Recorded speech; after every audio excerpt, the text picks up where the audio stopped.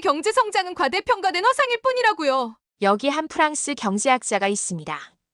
국제 경제를 연구하는 그녀는 한국의 비약적인 성장이 그저 과장된 허풍에 불과하다며 비웃곤 했죠.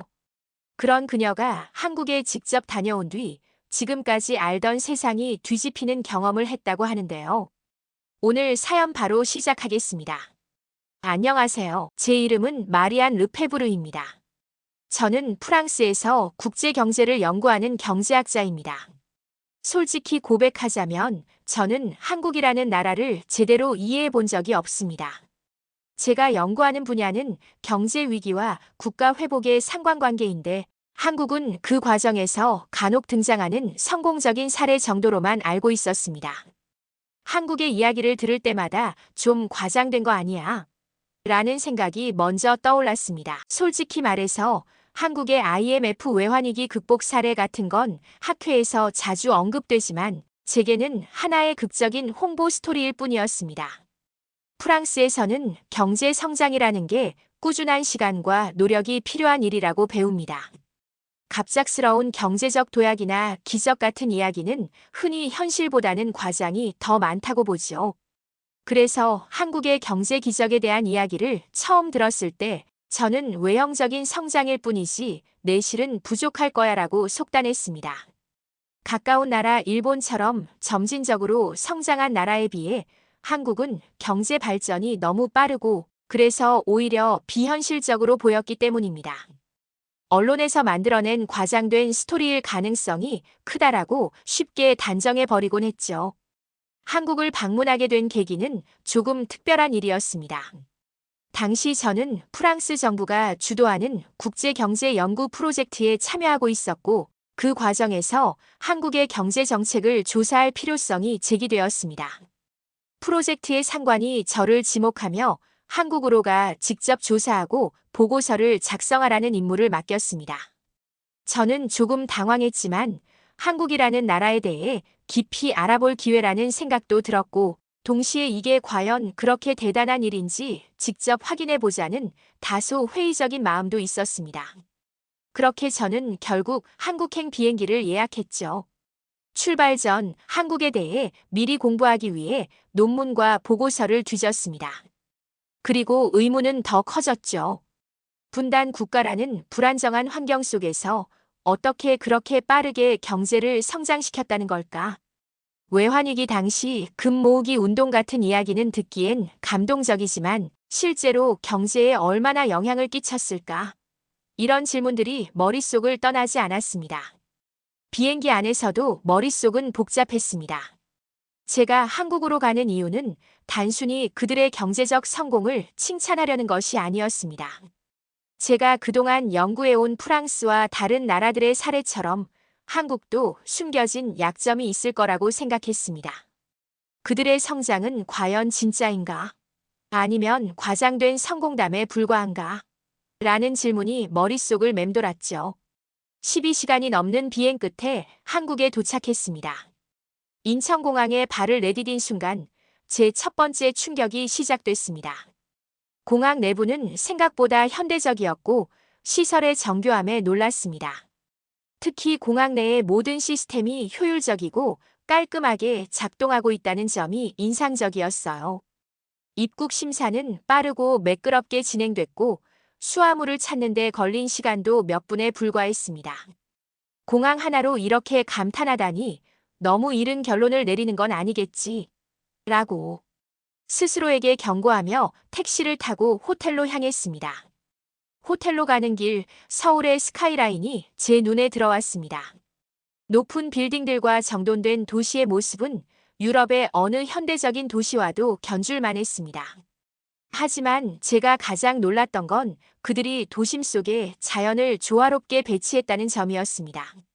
도로 옆으로 이어진 나무들과 공원은 단순히 장식이 아니라 도시 설계의 일부처럼 보였어요. 도시 개발과 환경 보존을 동시에 할 수 있다고 라는 생각이 들었죠.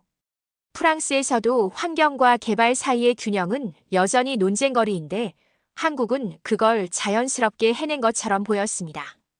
호텔에 도착한 후 저는 와이파이에 접속해 그날 있었던 일들을 정리하려 했습니다. 그런데 인터넷 속도가 너무 빨라서 또 한 번 놀랐습니다. 프랑스에선 인터넷이 이렇게 빠르지도 안정적이지도 않지. 이쯤 되니 한국이 가진 기술적 역량이 어느 정도인지 가늠이 되기 시작했습니다. 하지만 여전히 의심은 남아 있었습니다. 겉모습은 이렇게 좋을지 몰라도 진짜 실체는 어떨까? 라는 질문이 저를 한국에서의 다음 일정으로 이끌었습니다. 다음 날 저는 다시 택시를 호출했습니다. 이번엔 택시 호출 애플리케이션을 사용했는데 과정이 너무 직관적이라 깜짝 놀랐습니다.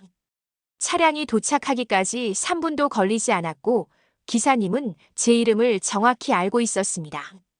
이번 일정은 제가 가장 궁금했던 주제 중 하나인 IMF 외환위기 극복 사례를 심층적으로 조사하는 것이었습니다.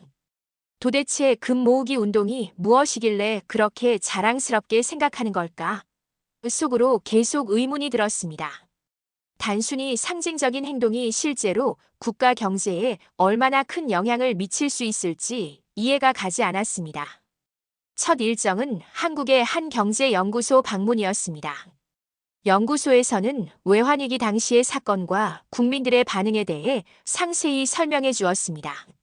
설명을 들으면서도 처음에는 의구심이 떠나지 않았습니다. 금반지나 목걸이를 국가를 위해 내놓는다고 이런 일이 정말 가능했을까? 하지만 연구원이 당시 상황을 보여주는 사진과 영상을 자료로 제시하자 저는 점점 말을 잃어갔습니다. 사진 속에는 다양한 사람들이 등장했습니다. 시장 한복판에 길게 줄을 선 이들, 손에 작은 금반지를 쥔 아이, 결혼 예물을 들고 나선 신혼부부까지. 그리고 그 줄은 끝이 보이지 않을 정도였습니다. 연구원의 설명에 따르면 이 운동은 정부의 강제나 압박 없이 국민들의 자발적인 참여로 이루어졌다고 했습니다. 당시에는 모두가 힘들었지만 우리 모두가 힘을 모으면 극복할 수 있다는 믿음이 있었습니다. 그의 설명은 단순한 경제적 사건을 넘어 한국 사회가 가진 깊은 단결력을 엿보게 해주었습니다. 프랑스에서는 상상하기 어려운 일이었습니다. 제 조국에서는 세금과 복지 제도를 통해 국가가 국민을 지원하는 구조가 일반적입니다. 하지만 개인이 국가를 위해 직접적으로 기여한다는 발상은 익숙하지 않았습니다. 이건 단순히 경제적인 조치가 아니라 국가와 국민 간의 신뢰가 없다면 불가능한 일이야. 그런 생각이 점점 머릿속에 자리 잡았습니다. 그날 오후 저는 금 모으기 운동에 직접 참여했던 한 사람을 만나기 위해 서울 외곽의 작은 마을로 향했습니다. 그녀는 이제 은퇴한 중년 여성으로 당시 금반지와 팔찌를 기부했다고 했습니다. 그녀는 저를 반갑게 맞으며 당시의 상황을 생생히 들려주었습니다. 그 시절엔 모두가 힘들었죠. 그래도 우리 가족뿐 아니라 친구와 이웃들 모두가 나라를 살리자는 마음으로 함께했어요. 우리가 가진 것이 많진 않았지만 조금이라도 보탤 수 있다면 그걸로 충분했어요. 그녀는 이렇게 말하며 미소를 지었지만 그 눈빛에는 그 시절의 고난과 희생이 담겨 있었습니다. 그녀의 이야기를 들으며 저는 한국 사회의 단결력이 단순히 구호나 슬로건에 그치지 않는다는 사실을 깨달았습니다. 한국은 단순히 경제 회복을 이루어낸 것이 아니라 국민 스스로가 주체가 되어 움직였다는 점에서 특별했습니다. 이건 경제적 성공 이상의 의미를 가진 일이야. 문화적 힘이고 국민적 의식이 만들어낸 기적이야. 저는 그렇게 생각하며 숙소로 돌아왔습니다. 숙소로 돌아오는 길, 저는 한국 경제 시스템을 다시금 재평가하기 시작했습니다. 그들의 경제 회복은 단순히 정책이나 외부 자본의 유인만으로 이루어진 것이 아니었습니다. 그것은 국민의 자발적인 노력과 정부에 대한 신뢰 그리고 그들이 가진 단결력이 만들어낸 결과물이었습니다. 프랑스에서도 사회적 단결이라는 단어는 자주 쓰이지만 그것이 실제 행동으로 이어지는 경우는 드뭅니다. 한국에서는 그 단결이 말뿐이 아니라 실제로 실행된다는 점에서 엄청난 차이를 느꼈습니다. 그날 밤 저는 숙소에서 침대에 누워 하루 동안의 경험을 곱씹으며 스스로에게 질문을 던졌습니다. 내가 그동안 알던 경제 성공의 기준이 잘못된 것이었을까? 아니면 한국이 정말 특별한 걸까? 점점 더 후자의 답으로 기울고 있었습니다. 하지만 여전히 궁금한 점이 남아 있었습니다. 이 모든 성공 뒤에는 어떤 사회적, 문화적 시스템이 자리 잡고 있을까? 교육, 문화, 그리고 사회적 가치가 경제에 어떤 영향을 미쳤을까? 이 질문은 저를 한국에 대한 더 깊은 탐구로 이끌었습니다. 한국에서의 일정은 이제 절반밖에 지나지 않았지만 배울 것은 여전히 많아 보였습니다. 저는 그날 밤 앞으로의 여정을 기대하며 잠에 들었습니다. 다음 날 아침 저는 피로감도 잊은 채 한국의 또 다른 중요한 측면을 직접 체험하기 위해 길을 나섰습니다. 이번 주제는 바로 교육열이었습니다. 한국 사회의 교육 문화가 이 나라의 경제, 성장에 어떤 영향을 미쳤는지를 이해하지 않고서는 한국의 성공을 온전히 설명할 수 없을 것 같았습니다. 프랑스에서도 교육은 중요한 요소로 여겨지지만 사회 전체를 지배할 정도의 교육열이 있다는 이야기는 과장이 아닐까 하는 의구심이 들었던 것도 사실입니다. 일정의 첫 방문지는 서울의 한 고등학교였습니다. 정문에 들어서자마자 눈에 들어온 것은 학교 건물에 걸린 다양한 현수막이었습니다. 정교 수석 축하, 대학교 합격자 배출 같은 문구들이 학교의 분위기를 단적으로 보여주고 있었습니다. 입구에서 교장 선생님이 반갑게 맞아주셨고 그는 한국의 교육 시스템에 대해 이야기하기 시작했습니다. 그는 교육이 단순히 학업 성취가 아니라 개인의 삶의 방향을 바꾸는 강력한 도구로 여겨진다고 했습니다. 여기서 교육은 단순한 선택이 아니라 사회적 신분을 바꿀 수 있는 거의 유일한 통로로 여겨집니다. 그렇기 때문에 학생과 부모 모두가 엄청난 에너지를 쏟아붓죠. 교장 선생님의 말은 한국 사회가 교육에 부여하는 무게감을 잘 보여주는 것이었습니다. 그는 이어서 한국의 대학 입시는 단순한 시험 이상의 의미를 가지고 있다고 설명했습니다. 입시 경쟁은 공정한 기회를 제공하는 동시에 성공의 문턱을 넘기 위한 절대적인 관문으로 작용합니다. 그래서 이 과정에서 아이들뿐만 아니라 가정 전체가 함께 움직이게 되는 겁니다. 그의 안내로 한 교실에 들어섰습니다. 학생들이 수업에 몰입하는 모습은 마치 한 장면의 연극을 보는 것 같았습니다. 칠판에 적히는 하나하나의 글자가 학생들의 노트에 그대로 옮겨지고 있었고 선생님의 설명이 끝나기 무섭게 추가적인 질문이 이어졌습니다. 그들의 눈빛에서 느껴지는 것은 단순한 학습 의지가 아니라 마치 자신들의 미래를 손으로 직접 붙잡으려는 듯한 절박함과 결이었습니다. 수업이 끝난 후에도 학생들은 책상 앞을 떠나지 않았습니다. 오히려 더 조용한 분위기 속에서 복습을 시작하는 모습이었습니다. 평범한 노력 정도로는 설명이 안 되는 수준이군. 저는 속으로 중얼거렸습니다. 복도를 걸으며 한 학생과 짧게 대화를 나누게 되었는데 그는 목표와 이유가 너무도 분명했습니다. 좋은 대학에 가야 해요. 그래야 좋은 직장을 얻을 수 있고 부모님께 보답할 수 있으니까요. 그의 말은 단순한 학업 목표를 넘어선 가족과 사회를 위한 책임감을 담고 있었습니다.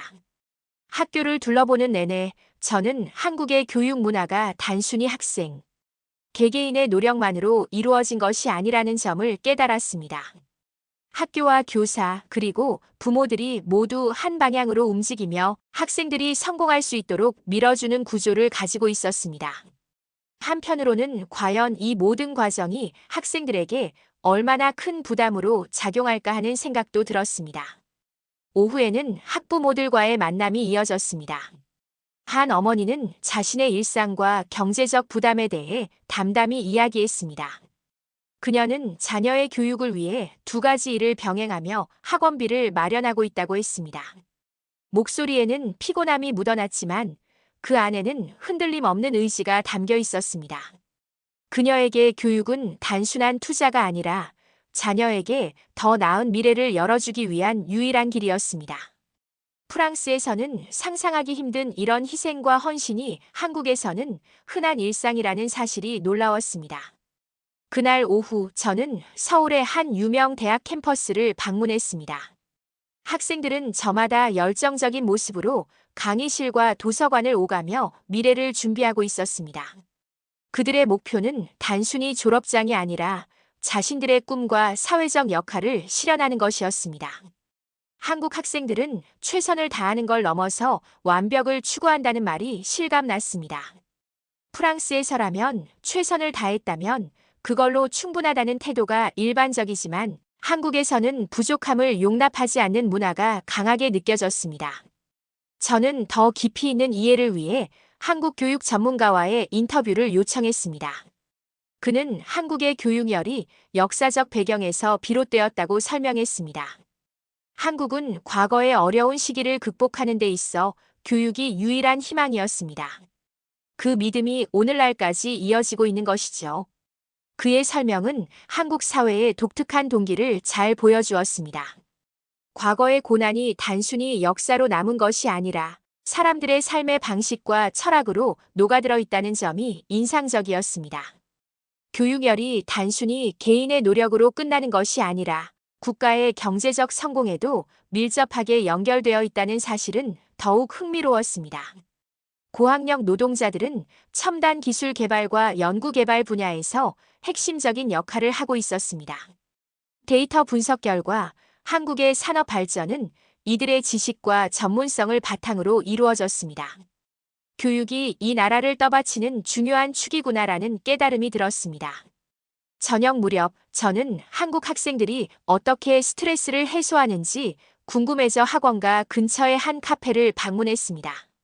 놀랍게도 그곳에서도 학생들은 교재를 펼쳐놓고 공부를 하고 있었습니다. 책상 위에는 각종 필기구와 노트북이 놓여 있었고 그들은 카페라는 공간에서도 학습을 멈추지 않았습니다. 이 모습을 보며 한국 사회의 근면함과 끈기가 단순히 개인의 성격이 아니라 문화적 특징이라는 점이 명확해졌습니다. 이렇게까지 치열하게 살다니 그 열정이 결국 이 나라를 여기까지 끌어올린 원동력이겠지라는 생각이 들었습니다. 그날 밤 저는 침대에 누워 하루 동안 경험한 것을 곱씹었습니다. 한국의 경제적 성공은 단순히 정부의 정책이나 기술적 진보만으로 이루어진 것이 아니었습니다. 그것은 국민 개개인의 헌신, 교육에 대한 집념, 그리고 미래를 위한 끊임없는 노력이 만들어낸 결과물이었습니다. 이러한 요소들이 어우러져 이 나라를 강하게 만들고 있었습니다.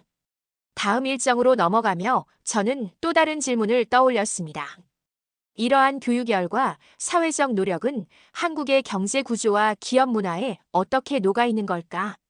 이제는 한국의 산업 구조와 기업 문화를 탐구하며 이 질문에 대한 답을 찾을 차례였습니다.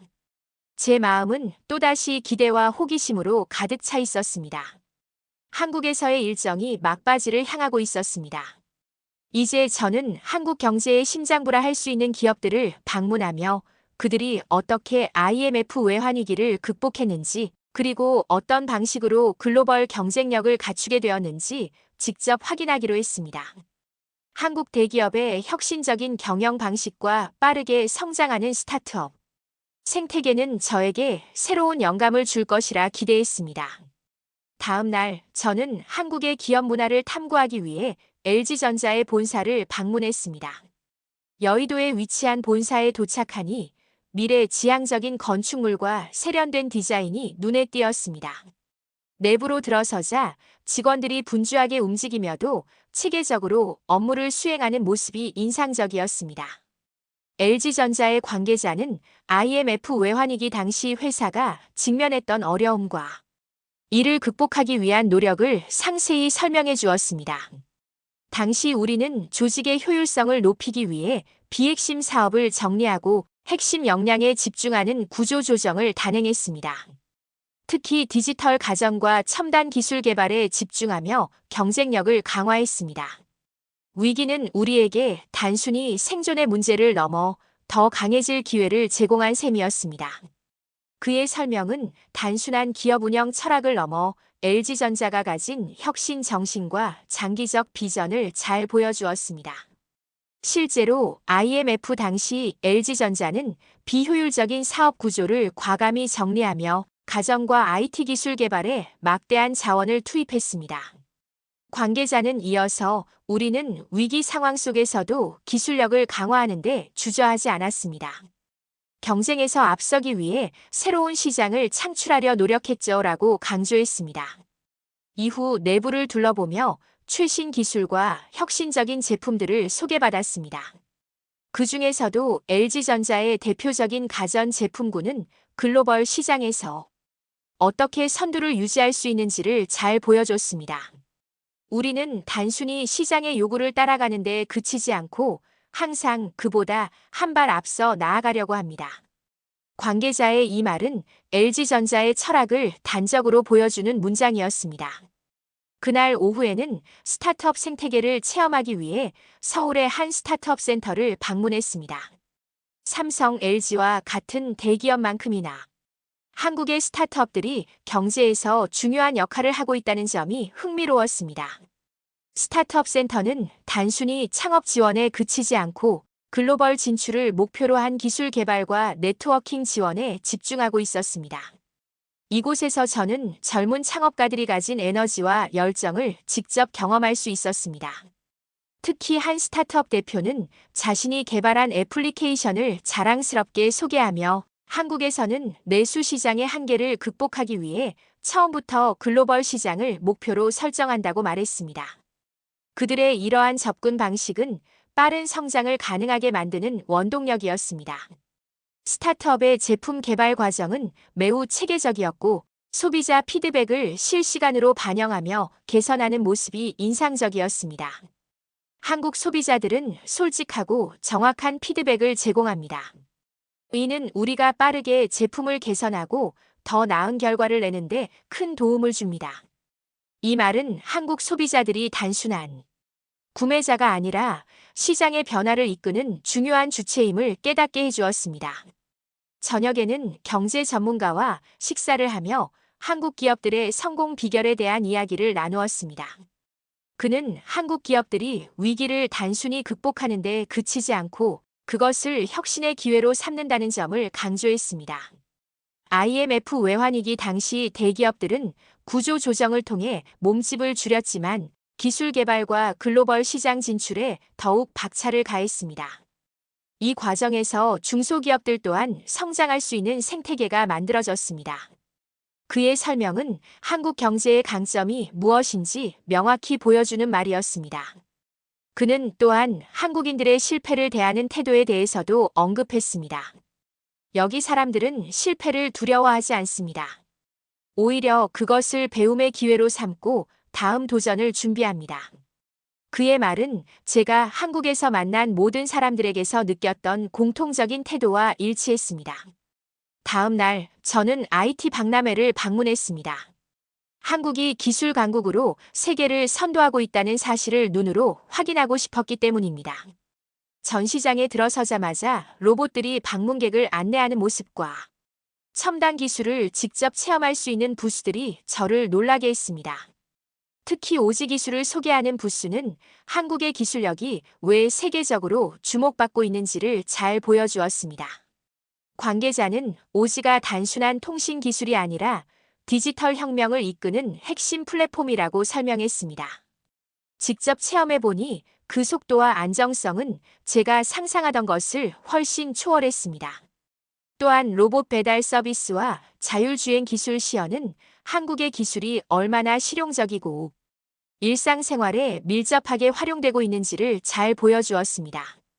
한국의 기술은 단순히 발전을 위한 발전이 아니라 삶의 질을 높이는 데 초점을 맞추고 있구나라는 생각이 들었습니다. 한국에서의 마지막 밤, 저는 서울의 야경을 감상하며 지난 며칠 동안의 경험을 곱씹었습니다. 한국은 단순히 경제적 성공을 이룬 나라가 아니었습니다. 그들은 기술 혁신 그리고 사람 간의 신뢰를 기반으로 지속 가능한 성장을 이루고 있었습니다. 프랑스에서 제가 배운 것들과는 완전히 다른 세계를 경험한 느낌이었습니다. 한국이 보여준 성공의 비결은 단순한 기술적 진보나 정책의 힘만이 아니라 국민과 기업, 그리고 사회 전체가 하나로 협력하는 시스템에서 비롯된 것이었습니다. 비행기를 타기 전 저는 스스로에게 다짐했습니다. 이 경험을 절대 잊지 말자. 한국이 보여준 것은 단순한 성공 사례가 아니라 전 세계가 참고할 만한 새로운 모델이다. 이 경험은 저에게 단순히 한국에 대한 이해를 넘어 제가 바라보는 세계를 바꾸는 중요한 계기가 되었습니다. 이제는 제 연구실에서 글로써 한국의 이야기를 전하며 이 나라가 가진 힘과 가치를 공유할 것입니다. 네, 오늘 사연 여기까지입니다. 영상 시청해주셔서 감사드립니다.